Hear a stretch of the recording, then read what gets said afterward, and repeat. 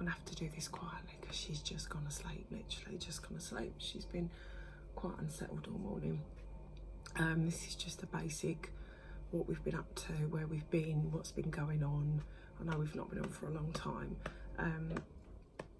First of all, thank you for the messages that we've had. We've had some messages, people saying, are you going to start vlogging again? And I miss you, where have you been? And all that. So thank you for those. And I know some of my subscribers I'm also friends with on Facebook, and they've been messaging me as well. So that's quite nice. So the ones that are on Facebook, obviously you'll know what's been going on. A couple of updates. Toby's now in nursery, which is why I'm doing this morning, because Toby's not here. So I can get it done while he's at nursery, because otherwise he's trying to come in the door.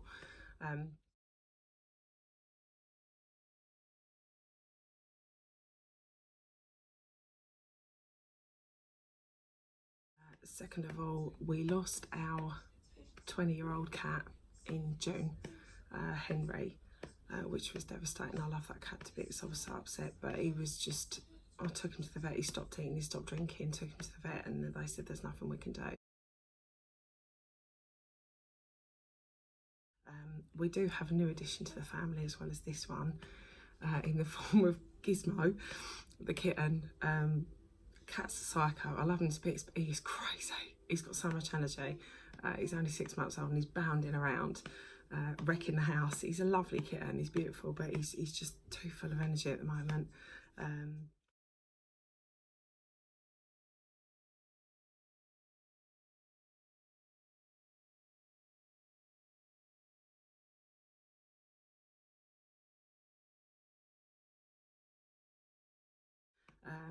So that's the first edition. The second edition is this one, who's half awake, half asleep. That's why I'm trying to be quiet. This is Lacey Jean. She is 4 weeks and 3 days old. She was born on the 6th September 2019 at 10:27 AM and weighed £8 5 ounces. It was a very, very eventful birth, a little bit too eventful. And I'm going to try and do this without crying, but I can't promise that that's going to happen because it only happened 4 weeks ago and I'm still struggling a bit. Basically what had happened was I was diabetic during the pregnancy, and they'd said that they were worried that she was getting too big. So they sent me for a scan at 36 weeks, and her estimated weight was £8 11 ounces at 36 weeks. So I still had 4 weeks left, and they were like, she's getting too big, we're going to have to induce you. They brought me in at 37 plus 3 weeks to do an induction. First of all, they put a gel in the cervix to try and sort of kickstart labour. Nothing happened. And for any of you that are having an induction with that gel, you know it stings like hell. But they put it in, it stung, but that was it, nothing happened. They were going to put a second lot of gel in and decided against it. They said, we're going to leave you today because you're high risk, because it's your 9th baby, and you've had a previous C-section, despite the fact that it was 20 years ago. You're diabetic, you've got high blood pressure and stuff like that. We're going to leave you and sort of go in with another tactic tomorrow. So the following day, they examined me. They said there's been no change. Your cervix is still only 1 centimetre dilated. You're not ready for labour. So we're going to put in something called a Foley balloon or a Cook's balloon. It's basically like a long tube, and it's got 2 sacs either side, and what they do is they put it in through the cervix. They inflate both sacs with water. It puts pressure on the cervix, and it's meant to help the cervix dilate and produce prostaglandins, which start the contractions.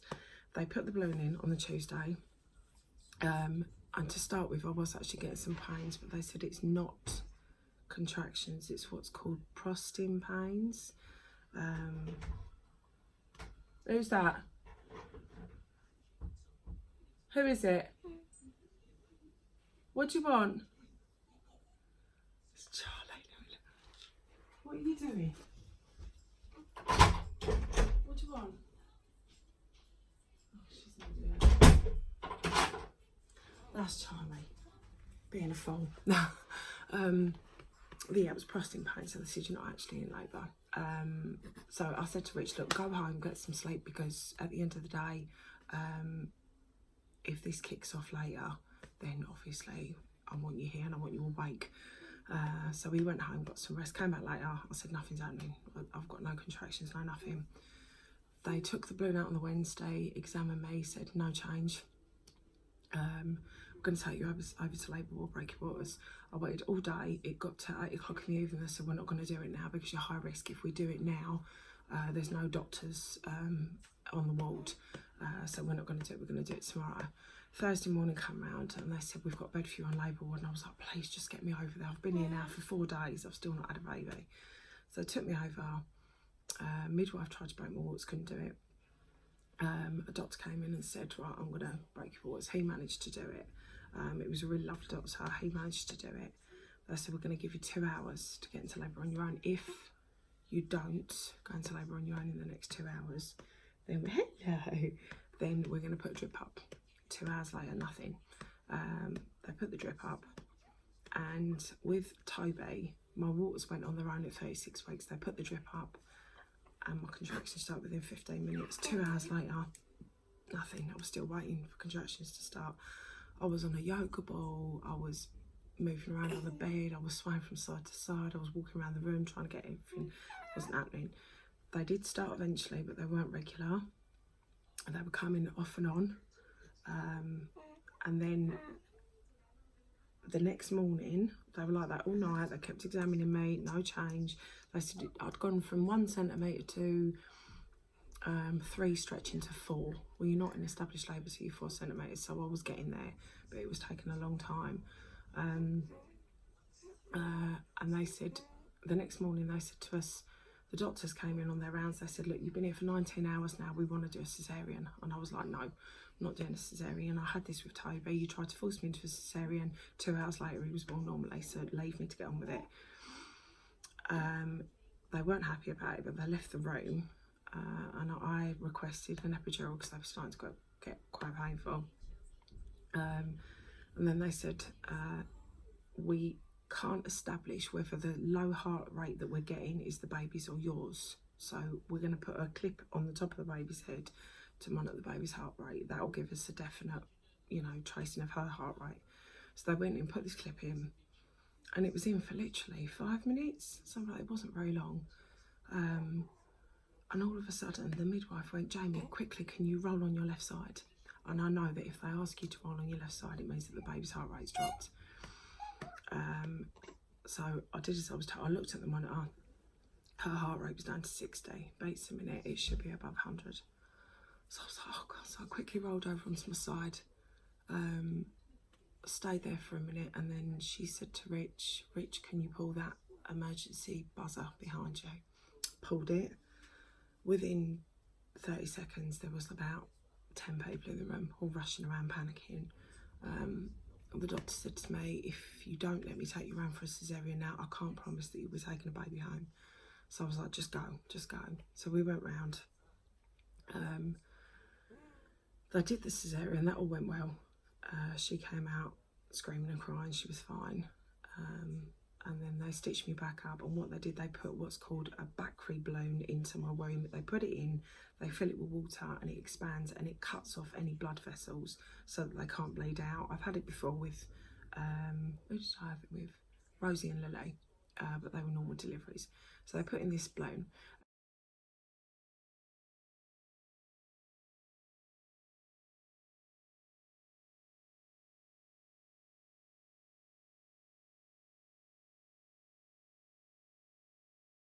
As they moved me from the operating table to the bed to transfer me to recovery, the midwife said, oh, she's bleeding a bit. Well, they checked my stomach and they went, uterus is nice and contracted. It's probably just a little bit left over from the surgery, nothing to worry about. So they took me over to recovery, and I was in a room on my own. What? Go away, Charlie. I'll be out in a minute.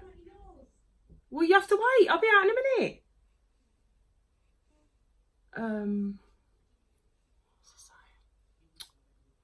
Yes, they took me over to this recovery room. It's a room on my own, which was nice because I didn't have loads of people sort of staring at me with drips and drains coming out and everything else.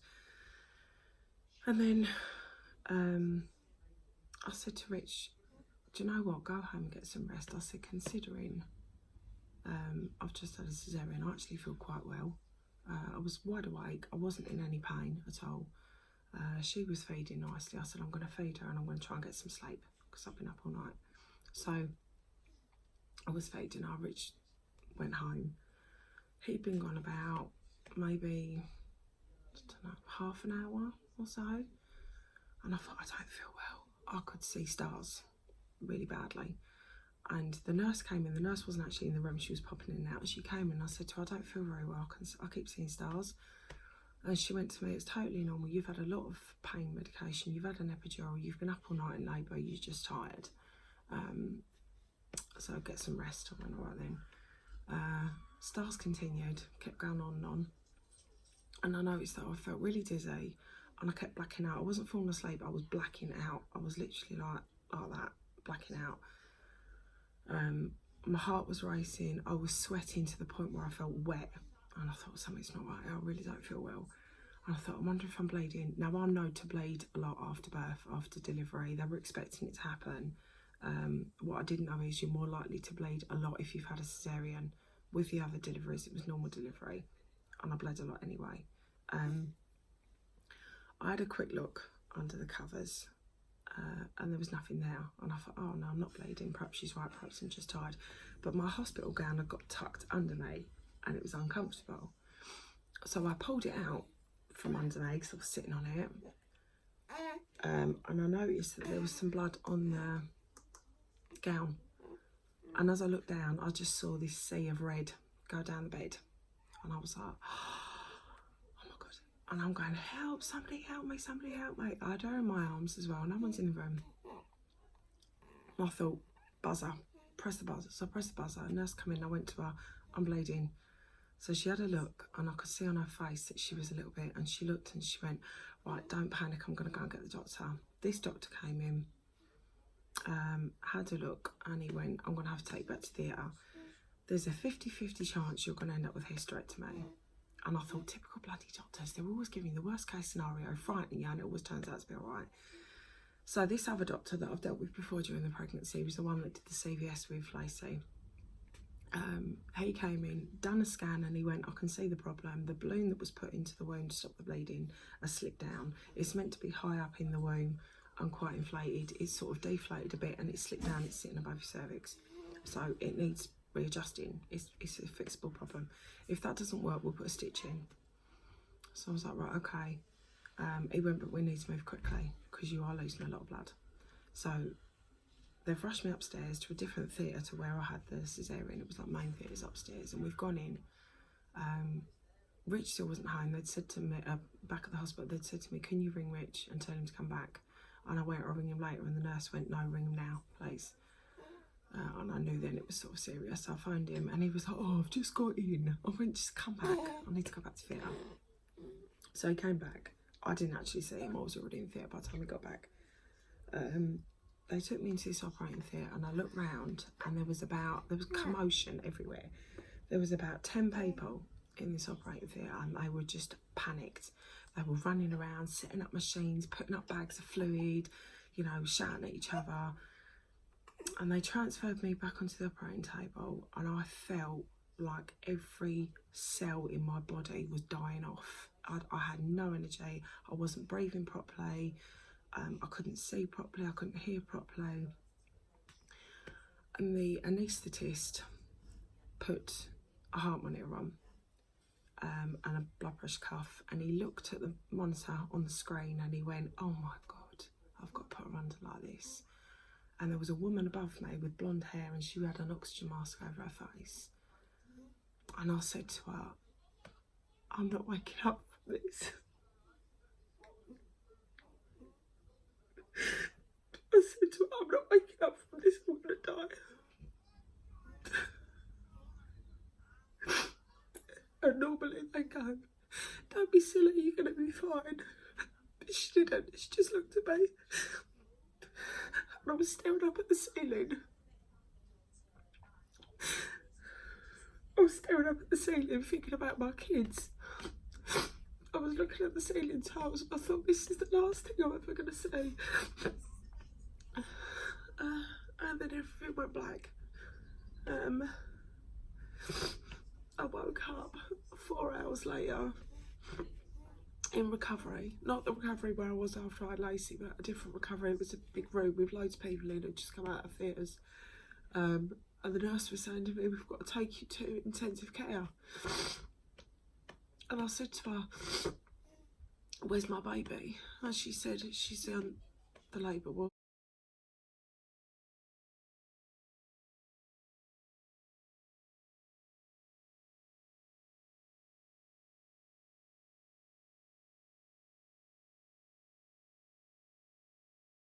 She said she's on the labour ward. And I said to her, can I have the baby with me on ICU? And she went, no. And I said, I'm not going then. Now what they did is the recovery room that I was in after I'd had the cesarean, that was on labour ward. They actually turned that into a high dependency unit room for me, a HDU room for me, so that I could stay down there and have a baby with me. So I looked up and I said to the nurse, what did they do? And she wouldn't answer me. She went, I'll get the doctor. I kept saying to her, what did they do? What did they end up doing? And she went, I'll go and get the doctor. And the anaesthetist came over because my obs were really bad. My heart rate was like 150 odd. My blood pressure was really low. It was like 60 over 30. I had bags of blood up. I had bags of fluid up. I had painkilling injections up, everything else. Anyway, this anaesthetist came over and I recognised him from being downstairs, and I went to him, what did they do? And he matter-of-factly went, they'd done the hysterectomy. And I was like, oh, all right then. And I think I was so relieved at the time just to be alive. It didn't actually register what he was saying.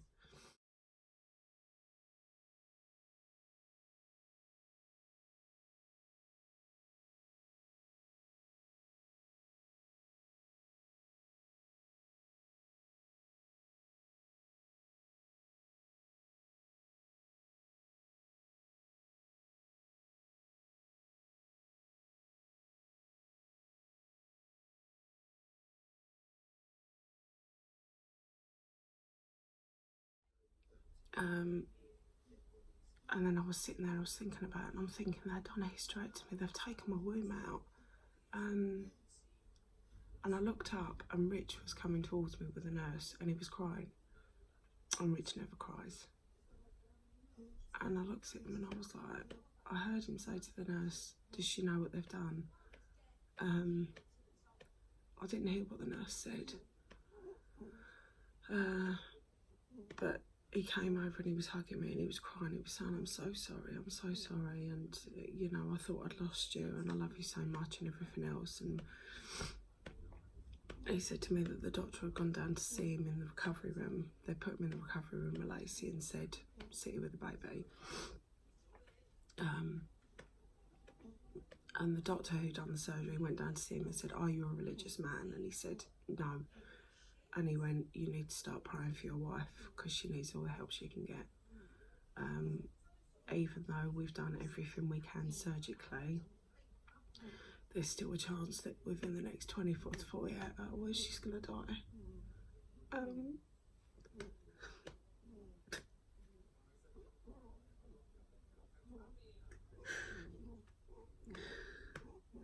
Obviously, I didn't. And they took me down to the recovery room.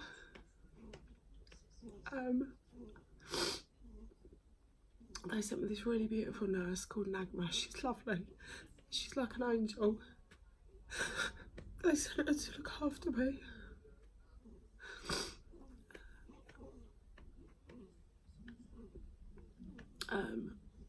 I sent her to look after me and she said this rarely ever happens. She said, you know, we probably have this happen 2 or 3 times a year, and they deliver, I don't know, maybe, I'm guessing 50 babies a week. So it's not a regular occurrence, but it does happen. My recovery's been slow. Physically, I'm a lot better than I was. To start with, I couldn't get out of bed. I was on something called a PCA machine, which is a machine where it's up and you control how much pain relief you have. It had morphine in it, and every time I was feeling pain I hit a button. I couldn't get out of bed to shower. It was a real struggle. I remember the first day I got out of bed to try and have a shower, I walked, my room had an ensuite, so it was literally there, and I walked to the shower with Rich one side and the midwife the other. Sorry, darling. And by the time I got there, I was shivering and shaking because I was in so much pain. I felt like I was going to be sick. And the midwife said, you just went white. So I only showered 2 or 3 times in the whole week that I was in that room because I just couldn't get out of bed. They put me back on the postnatal ward, they let me home. I came home, Tommy answered the door, and I just looked at him and I just felt such relief that I'd actually made it home. And then last week I caught an infection in my incision. And they said to me, you're more likely to get an infection with this because we opened you up for the cesarean, closed you, 4 hours later we had to open you up again for the hysterectomy. So you've been open twice, so you're more likely to get an infection, which I did. I had to go on antibiotics for that. My incision's still very sore, but obviously this only happened 4 weeks ago.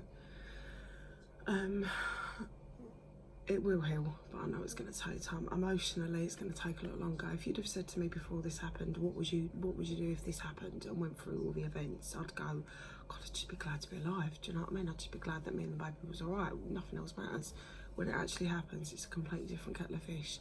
You know, I've had an organ taken away from me that I've had since I was born that's carried my 9 kids.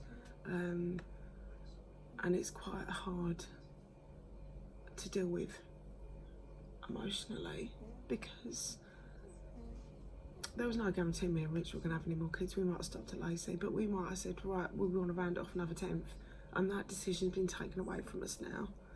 I just have to be grateful for what we've got. Obviously she's alright and I'm alright, and that's the main thing, but it is very hard emotionally to deal with. I know I'll get there eventually. I've joined a couple of support groups, and some of the women on there, God bless them, they went in for an emergency cesarean with their first baby, ended up having to have hysterectomy and the baby didn't make it, and I can't imagine how difficult that must be to live with, because I'm struggling and I've got 9 kids, but yeah, so we've not had, as births go, it couldn't have gone much worse really, could it? I lost 5.5 litres of blood as well, which is a huge amount of blood loss. I've had 6 blood transfusions, 2 bags of blood plasma. I was anemic for a very long time. I've been on iron tablets for weeks. They've checked my iron now and it's all back to normal, so they've said I can come off of them. They only removed my womb, they didn't remove my ovaries, fallopian tubes or cervix, that's all still there. It was just my womb. And the doctors, they did keep coming around and saying, I'm so sorry, but we had no choice. You were literally, the doctor said you were pumping out blood quicker than we could get it into you. It was literally like somebody had turned a tap on inside you. It was just flooding out and we couldn't stop it. It was either take your womb out or stand back and watch you die. So obviously I know why they had to do it, I understand why they had to do it, and I said to them, please don't feel like you need to apologise. I know why this happened, you know, I know you had no choice, but it doesn't make it any easier to accept. So we've had a really, really rough few weeks. The important thing is me and Lacey are okay, we're here, we've made it through. And she was actually born on mine and Richie's 15th wedding anniversary, so now we've got to share our birthday, her birthday with our anniversary of the year, but I don't mind. She is a really good baby. She rarely ever cries. She's been a little bit fussy the last few days, but she rarely ever cries. She's really, really good, which is a blessing really, because she's our 9th and I don't think I've got to cope with screaming baby on top of everything else. Yeah, so there you go. So that was a bit of an update as to what's been going on. Charlie's meant to be editing this for me and putting it up sometime, hopefully today. I'm going to try and insert a couple of pictures as well of if I can. I don't know what editing software she uses, of Gizmo, the new kitten, and of Lacey's delivery and us in recovery and everything else. We now look terrible. Yeah, so there you go. But we will start vlogging again, I promise. I promise. Everyone keeps saying to me, please vlog. I can't edit it. I've got no computer, and I don't have 500-600 quid to go and splash on a new one at the moment. So I'll have to try and do it and get Charlie to edit it. But there you go. Right. Well, thank you very much for watching. I apologise for the tears. I did try and get through it without crying. Didn't think I was going to be able to do it. It was just a bit too soon. Everything's still a little bit too raw. Yeah, so I apologise for the tears. But yeah, thanks very much for watching, and we'll see you soon.